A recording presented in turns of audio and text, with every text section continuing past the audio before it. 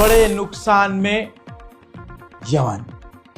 Yemen के Houthis अब तक 500 की तादाद में कत्ल कर दिए गए हैं। जी हां, आपने सही सुना। अमेरिका ने अब तक लगातार कई बमबारी यमन पर करके अब तक यमन के लड़ाकू जो हूथीज हैं 500 हूथीज के लड़ाकों को कत्ल कर दिया है और भारी भरकम नुकसान यमन के इंफ्रास्ट्रक्चर को हुआ है। उधर यमन के हूथी संगठन को अब नया डर ये ग्राउंड अटैक के अलावा नया डर ये सता रहा है कि पेजर जैसा अटैक इजराइल हम पर भी ना कर दे। इसी वजह से यमन के हूथीज ने तमाम इलेक्ट्रॉनिक मीडिया का इस्तेमाल करना, इलेक्ट्रॉनिक आइटम का इस्तेमाल करना, पेजर वायरलेस मोबाइल का इस्तेमाल करना बंद कर दिया है। उसके अलावा इजराइल की नाक एक बार फिर से यमन के हूथीज ने काटी है। 22वीं बार अमेरिका के MQ-9 reaper advance attack drone को हूथीज ने मार गिराया है। खबर आ रही है कि इसी के साथ एक बार फिर अभी के अभी अमेरिका ने यमन पर फिर बड़े हमले किए हैं। हजरात, जहां इन तमाम खबर से हमें ये लग रहा था कि हूथीज कमजोर हो चुका है, हजरात हूथीज के लीडर ने ऐलान किया है कि हम हर तरह से जंग के लिए तैयार हैं।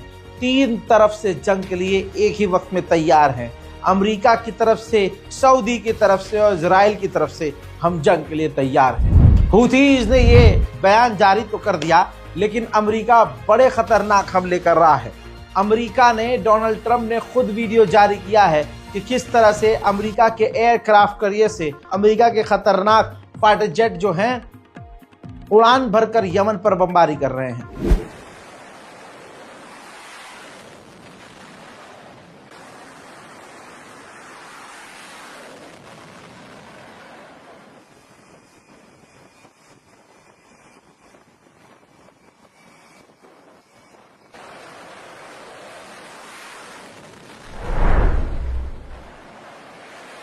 उधर गजा सिटी का ये वीडियो है। गाजा सिटी के अंदर जो बच्चों का अस्पताल है, इजराइल ने उस पर बमबारी करके पूरे अस्पताल को नष्ट कर दिया। इसके अलावा चंद तस्वीर दिखा दूं कि इजराइल ने खेल क्या खेला है।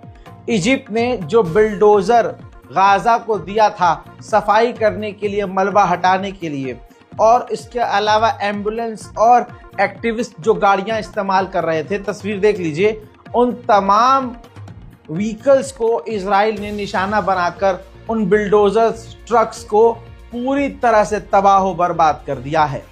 इजराइल ने पिछले 24 घंटे में 50 से ज्यादा फिलिस्तीनियों का नरसंहार किया है। इजराइल सब कुछ कर रहा है, लेकिन सबसे खतरनाक काम वो ये कर रहा है कि पिछले कई महीने से गजा के अंदर इजराइल मदद जाने नहीं दे रहा है, जिसकी वजह से गाजा के अंदर खाना, पानी, दवाइयाँ और इसके अलावा तमाम मेडिकल हेल्थ से जुड़ी हुई चीजें बॉर्डर पर ही बंद हैं, रुकी हुई हैं और पूरा गाजा तड़प रहा है। ऐसे में सारी दुनिया अमेरिका की आलोचना कर रही है, तो अमेरिका का एनवॉय जो गाजा के अंदर एम्बेसडर है वो बचाव करने के लिए आ गया और अमेरिकी एम्बेसडर ने बयान जारी करके कहा है कि इजराइल कुछ गलत नहीं कर रहा है, आतंकवाद के खिलाफ लड़ रहा है और ये वॉर एक जंग का तरीका है, वॉर टैक्टिकल है, जिसमें उसने तमाम मदद गाजा के लिए रोकी हुई है। बेशर्मी वाला बयान अमेरिका का सुन लीजिए। Hello, I'm Mike Huckabee, U.S. Ambassador to Israel. This past weekend, Dr. Hanan Balki, who is the regional coordinator for the WHO for the Eastern Mediterranean region, called upon me to put more pressure on Israel to bring humanitarian aid to the people of Gaza. I appreciate the message from Dr. Balki, and today what I would like to suggest is that we work together on putting the pressure where it really belongs, on Hamas, to give us the opportunity to open up those humanitarian channels. So we call upon Hamas to sign an agreement so that humanitarian aid can flow into Gaza to the people who desperately need it. When that happens and hostages are released, which is an urgent matter for all of us, then we hope that humanitarian aid will flow and flow freely, knowing that it will be done. Israel की strategy इतनी खतरनाक है कि आप सोच नहीं सकते। Israel Gaza के लोगों को दनादन मार रहा है और अब मारते हुए उसने गजा के लोगों को कहा है कि अगर आपको गाजा से बाहर निकलना है, अपनी जान बचानी है, तो हमें कांटेक्ट कीजिए। यानी इजराइल गाजा के लोगों को जो मदद मांगेंगे उनको गाजा से निकालेगा। नहीं समझे, गाजा से उनको परमानेंटली हमेशा के लिए निकाल देगा। हजरात, आप सोच नहीं सकते गाजा के अंदर भूख की हालत ये है कि बच्चे अब भूख के तड़प रहे हैं।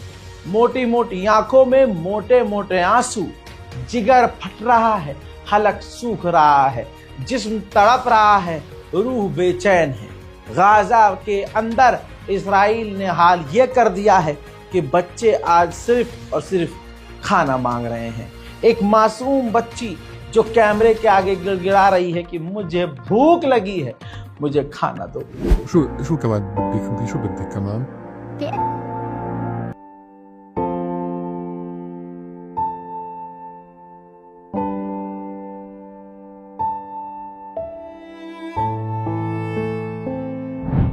हजरत मोहतरम, जो बारकोड आपको दिखाया गया, ये वो बारकोड है जिसका इस्तेमाल अब गाजा और फिलिस्तीन की मदद के लिए कर सकते हैं।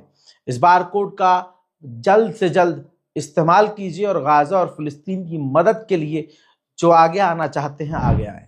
गाजा की हेल्थ मिनिस्ट्री ने कहा कि गाजा के अंदर इजराइल ने पोलियो की खुराक भी रोकी हुई है, पोलियो की दवाइयां भी बैन की हुई हैं, पोलियो की दवाई भी अलाउ नहीं कर रहा है, जिसकी वजह से गाजा के अंदर 6 लाख बच्चों की जान खतरे में है।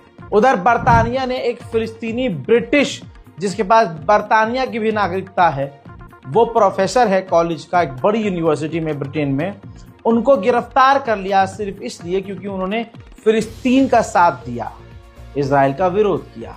आज जो भी हक बोलता है, हक बोलने की सजा उसे खुद मिल जाती है। खबर बड़ी आ रही है, अमेरिका के भारी भरकम, ऐसे भारी भरकम जहाज, 8 जहाज भरकर, हथियार लाद कर इजराइल के अंदर उतरे हैं। जाहिर सी बात है, इजराइल को हथियार अमेरिका दे रहा है कि गाजा में नरसंहार करो और बचे कुचे हथियारों को, भारी भरकम हथियारों को ईरान के खिलाफ यूज करना। अल्लाह अकबर। उधर एक तस्वीर बड़े जिगर को छलनी करने वाली आ रही है, जरा देखिए। फिलिस्तीन का ये वेस्ट बैंक है। फिलिस्तीन के वेस्ट बैंक में ऐतिहासिक मस्जिद है। इजराइल ने वेस्ट बैंक की उस मस्जिद पर हमला किया, अटैक किया, जूते लेकर मस्जिद के अंदर घुसे। मस्जिद के अंदर शराब, वोडका, दारू, इनकी सब कुछ चल रही है। कुर्सी लगाकर मस्जिद के अंदर ये आतंकवादी मौजूद है। इसके अलावा इजराइल ने गजा पर बमबारी करके एक और डॉक्टर को कत्ल कर दिया है जो गाजा के अंदर मरीजों का इलाज कर रहे थे। यूएन पूरी तरह से आवाज उठाने की कोशिश कर रहा है। यूएन के प्रवक्ता ने कहा है कि गाजा के अंदर 50 दिन से एक भी मदद का ट्रक जाने नहीं दिया गया है, जो कि इनह्यूमन है। दुनिया में हरामीपने की इंतहा हो चुकी है। कुत्तापन, सुअरपन और घटियापन एक साथ चरम सीमा पर है। एक ब्रिटेन के एयरपोर्ट पर फिलिस्तीनी एक्टिविस्ट को सिर्फ इसलिए गिरफ्तार कर लिया क्योंकि उसकी शर्ट पर फिलिस्तीन का एक झंडा बना हुआ था। इतनी सी बात पर ऑफिशियल्स ने, बरतानिया के एयरपोर्ट के अथॉरिटी ने इस तरह से उन्हें गिरफ्तार किया, उस एक्टिविस्ट को गिरफ्तार किया जैसे कोई वो आतंकवादी हो। लोग तो गजा की खबर सुनना नहीं चाहते, तो फिलिस्तीन और वेस्ट बैंक को कौन याद करेगा। लेकिन मैं अपने ईमान की कसम खाता हूं, अपना वादा पूरा करता रहूंगा। इस तस्वीर को देखिए, ये फिलिस्तीन के वेस्ट बैंक की तस्वीर है। कई परिवारों को उजाड़ दिया गया है, परिवारों को धमका दिया गया है, जिंदा रहना है तो घर खाली करो। जी हाँ, उनके आशियानों को दिन दहाड़े लूट लिया गया, उजाड़ दिया गया और उनके घरों पर कब्जा हो रहा है। और अरब मोहम्मद बिन सलमान, जी हाँ, बिन हरामी जो है, वो सऊदी अरब में फार्मूला 1 की रेसिंग के इनॉग्रेशन में वो दुनिया भर की रखेलों को बुलाकर, गंध को बुलाकर नंगा नाच मक्का मदीना में काबा शरीफ से 80 किलोमीटर दूर सिर्फ नचा रहा है। ये है आपका मोहम्मद बिन सलमान। वहीं बात करें आपके जोलानी की, तो आपके जोलानी ने फिलिस्तीनी इस्लामिक जिहाद के 2 लड़ाकुओं को सीरिया से गिरफ्तार किया है। यानी जोलानी आज इजराइल के साथ खड़ा है, यह खुल के उसने साबित कर दिया। जैसे जोलानी चूड़ीदार है, वैसे जोलानी के समर्थक भी भारत, पाकिस्तान और बांग्लादेश में बैठे ऐसे कई नकली मुसलमान हैं जिनको चूड़ी पहनकर, घाघरा पहनकर नाचना चाहिए। तुम्हारी यही औकात है अगर तुम जोलानी के साथ। लगभग वेस्ट बैंक पर इजराइल का कब्जा हो चुका है। सबूत ये देखिए, वेस्ट बैंक को लगभग आधा लूट लिया गया है, कब्जा कर लिया गया है और वहां इजराइल ने अपना झंडा लहरा दिया है। इजराइल ने हर मोड़ पर धोखा किया है पूरी दुनिया के साथ। इजराइल ने लोगों से झूठ बोला, इजराइल ने लोगों को धोखा दिया। अब रिपोर्ट आपकी स्क्रीन पर है। इजराइल के ऑफिशियल ने माना है कि जब नेतन्याहू ने सीज फायर को ये कह के तोड़ा कि हमें टनल मिले हैं, जी हाँ, हमें बॉर्डर पर टनल्स मिले हैं और टनल्स को दिखाया। बताना चाहूँगा कि आज इजराइल ने एक्सेप्ट किया है, ऑफिशियल ने एक्सेप्ट किया है, वो टनल नहीं था, वो एक नेतन्याहू का प्रोपेगेंडा था, सीज फायर तोड़ने का बहाना था। वो टनल का मुंह नहीं था, वो एक खाई थी, उसको टनल बताकर गाजा के ऊपर फिर से हमला शुरू कर दिया गया।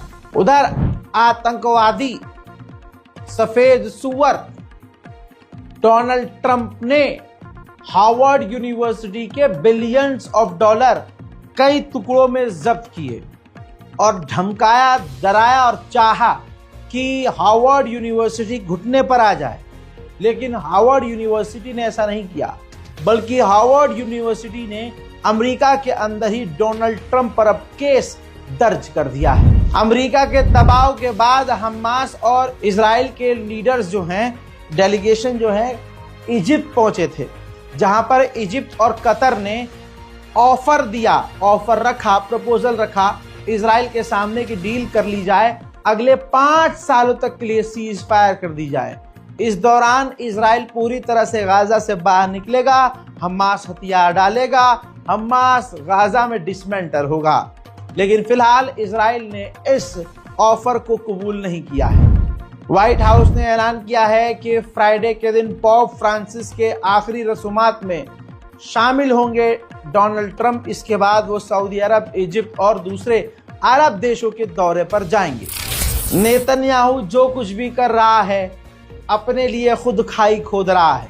इजराइल के अंदर उसके खिलाफ विरोध हो रहा है और अब इजराइल की विपक्ष की पार्टी जो कल तक चुप रहती थी, उसने खुल्लम खुल्ला कह दिया है कि नेतन्याहू देश की सिक्योरिटी के लिए बड़ा खतरा हो चुका है, इसको तुरंत रिजाइन दे देना चाहिए। फिलिस्तीन के समर्थन में जापान में प्रदर्शन तेज हो गए हैं।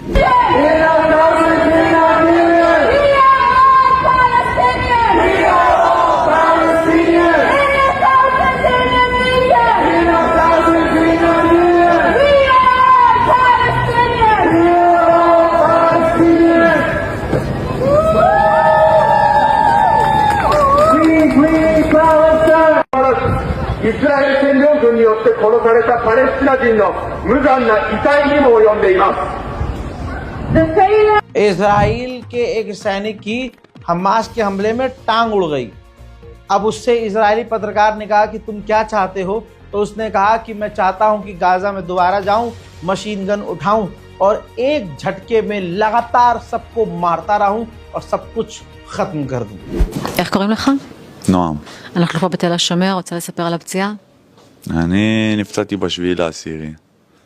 ממש ביום הראשון? כן, איבדתי את הרגל, ועוד כמה כדורים בגוף, אבל שטויות. מה למדת על החיים? חיים יפים. כן? תהנה מהם, מה, בלי רגל, עם רגל, שטויות. באמת? כן, מה, הנה, יש לי פרוטזה יפה, תראי איזה יופי. היא גמישה גם. מה החלום? לשים פה חצובה עם מג, להיכנס לעזה, להרוג את כולם. את כולם להרוג. זה החלום. בהצלחה. תודה רבה. हजरात, पहले से बोल रहा हूं कि जोलानी अमरीकी कुत्ता है, लेकिन मुसलमान धोखे में रह जाता है।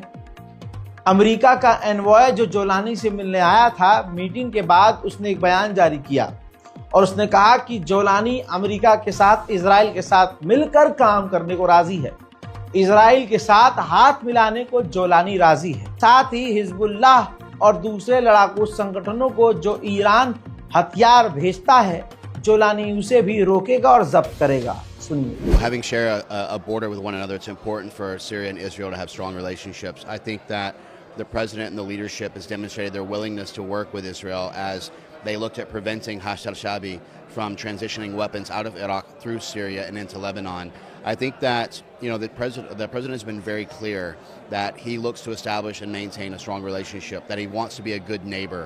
And so I think that this is very re-encouraging for the American people and for the American president who put in place the historic and monumental Abraham Accords.